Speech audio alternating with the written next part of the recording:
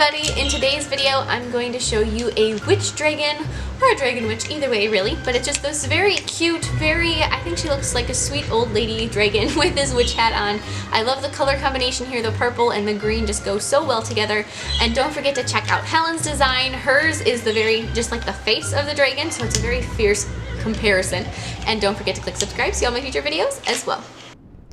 I'm going to begin with an overlay of one of my absolute favorite colors of acrylic that I own, which is a shimmery lavender color. And normally when you look at this color, at least for me, I think of like Easter and springtime, but the great thing with purple is that it can certainly be used for winter and for Halloween. So that color is just so versatile and I just love it so much. So I hope you guys have a color like that to use, just because it is so perfect for this design. But then encase the nail with a layer of clear acrylic to make sure that that purple stays nice and shimmery and pearlescent.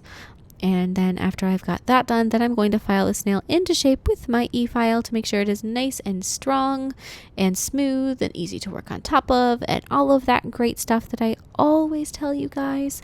But now I'm going to begin sculpting my dragon's neck and chest with dark green.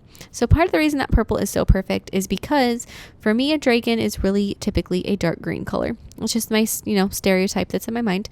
And a dark green is going to contrast perfectly against light purple. So the two just go together, plus green and purple are Halloween colors. So then I'm going to, like I said, sculpt my dragon's neck and chest coming down. And when I'm doing this little bit by little bit so that dark green color does not stain my light purple background, because that's always a concern when you're working with a dark color on top of a light color, no matter what the combination is. That's just something that you have to kind of keep in the back of your mind.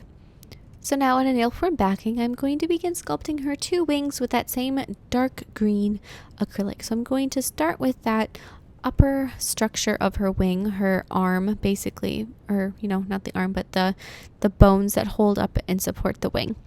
And so I've got that with the dark green color. And then I'm going to pull that down and keep pushing on this acrylic until you can get it into that really nice thin structure shape.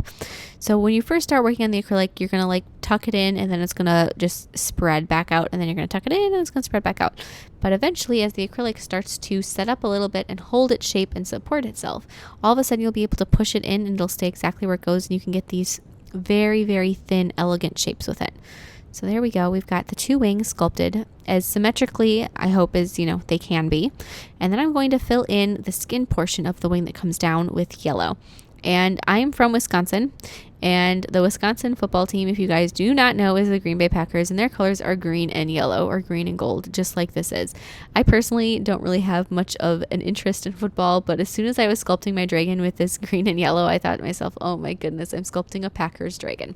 So if you guys know football and you know what I'm talking about, you're probably maybe going to get a laugh out of it. I know if my husband heard me say this, he would think it was hilarious, because I'm so ambivalent to football. For me to sculpt something that looks like it belongs to a team is just unintentionally is just kind of funny.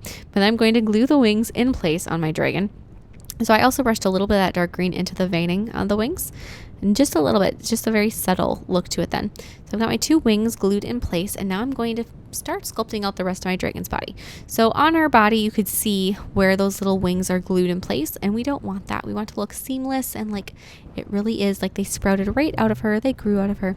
And so I'm going to blend that out a little bit, and then I'm going to be adding her face with that same dark green and kind of pull it down so that her snout rests on the one edge of the wing, just coming down, so there's a nice little layered effect going on, and kind of pull on it a little bit and just keep adding bits of acrylic until you're happy with that face shape.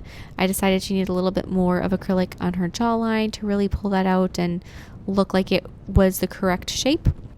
And so now I'm going to take and I'm going to use some white acrylic, and I'm going to be sculpting her eye. So just a little bit of white acrylic. You don't need to really overdo it. You don't need to be very thick.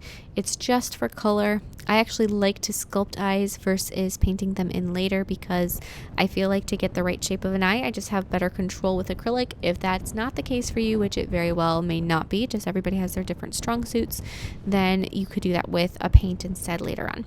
So I'm going to now take some yellow acrylic, and I'm going to be sculpting her body, or her belly.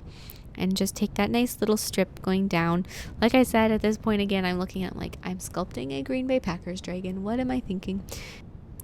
Well, anyways, I'm going to keep adding that yellow all the way up her belly, up until basically her jawline, right at where her head meets her neck. And just sort of tuck that into that little spot there. And then after you have that done, I'm going to be adding a little bit more of like an eyelid with the dark green color. And all of these details are optional. You can add as much definition and shape as you want, or you can keep it very flat and very simple and do more detail with paint, or you can keep it very simple and then just leave it that way. You know, that's certainly, there's no problem with that whatsoever. I'm going to be adding her arms with my darker green color, just sort of like they're kind of matronly resting on her belly. You don't want her to be like an imposing, scary dragon, or maybe you do, that could be up to you. But for me, I wanted her to just be like a very friendly looking dragon with her little witch hat, like she's, you know, just kind of a friendly, nice person that you would want to approach. So now with black acrylic, I'm going to be sculpting her hat, and I'm going to make it a iconic witch hat type style. So it's got the really nice wide brim and then the point on the top. So the first part I'm doing is going to be for that brim. So just lay some acrylic down and then let it sit up for a minute, and then push it down towards her head, and that will push the acrylic forward and up off the nail, which will give you a little bit of height on it. And then add some more of that black acrylic for sculpting the pointy part of the hat, going up and down just like so. And then after you have that done, then I'm going to take and I'm going to use a shimmery shade of green that's actually very complementary to the background shade of shimmery purple that I used, and I'm going to add some highlights on her skin or her scales just a little bit, just kind of to make her a bit brighter. And I'm going to take some more intense purple and apply that to her hat.